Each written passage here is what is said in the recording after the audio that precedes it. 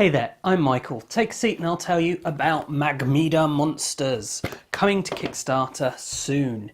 So what this game is it's about dueling. You each have monsters and skills and you're trying to eliminate your opponent. So let's take a close look at the table to see how this all works. The game is made up of rounds and each round is made up of turns controlled by the turntable here. At the start of a round, each player will draw 6 skills and 6 monster cards. Once each player's done this, they'll then choose a monster card to play face down so that neither player knows what it is. You then reveal these monster cards, and whoever has the most energy will be the first player and will take the first turn. So the turntable here tells us skill cards cannot be played in that first turn. So all the player who's taking the first turn would be able to do, which would actually be the yellow player here, is to use abilities that are on their monsters. At the end of your turn, you then attack with your monsters. Your attack is given on the card, and then you compare this to the target's defense. Whatever's left is the damage dealt. Something that adds a little difference to the game is that all your monsters have magic, so they start off with this magic token. The magic value is in the purple. At any point on your turn, you can spend this to boost the stats of any monster, not just that monster.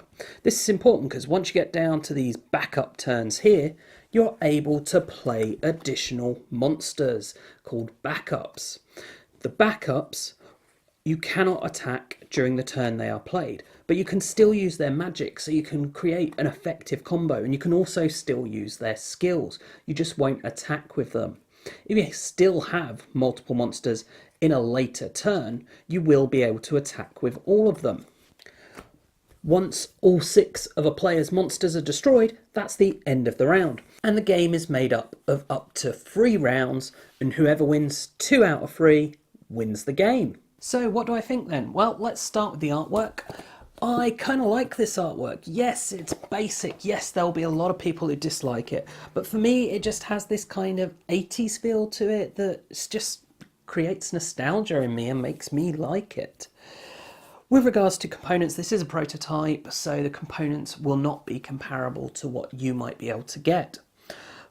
As for the gameplay, well, the things that this does differently to other dueling games is this turntable here, and my kind of thoughts on that is it is interesting, it is different, only being able to play more monsters at certain points, but I don't feel it actually benefits the game. It just feels incredibly restrictive to the gameplay. And the other thing that is unique to this game is that you don't just cycle through your deck getting the cards. And again, that can feel very restrictive as you're playing. Now, some people will very much like this, but for me, it meant that there was a huge amount of random luck element as to how you were going to do in a round, based on your initial 12 draw of cards. If those cards worked well together or would give you things to be able to get other cards, etc., then you were going to do well. But if it's the first round, you've got nothing in your discards and you get a load of skills that allow you to take stuff out of your discards, for example, you're not going to do so well. And there's no kind of mitigation there of, well, next turn I draw more cards and maybe I'll do better, because you're not drawing cards each turn like you would in a typical game. And it also means if you're reliant on a certain combo to come out, you just are not going to get them. You'll get the one card and you'll go, yep, that combo's not going to happen. So that was unfortunate, but I think they've done a very good job with this game. I do think that if you enjoy a more restrictive experience, if you play a lot of these kind of dueling games and you're sat there going, right, and we draw more cards and just drawing, random draws all the time, this may be preferable for you to have that just initial draw, and then it's all about what you do with those cards. If you want that level of just one burst of randomness and then it's up to you, this is the kind of game that will appeal to you.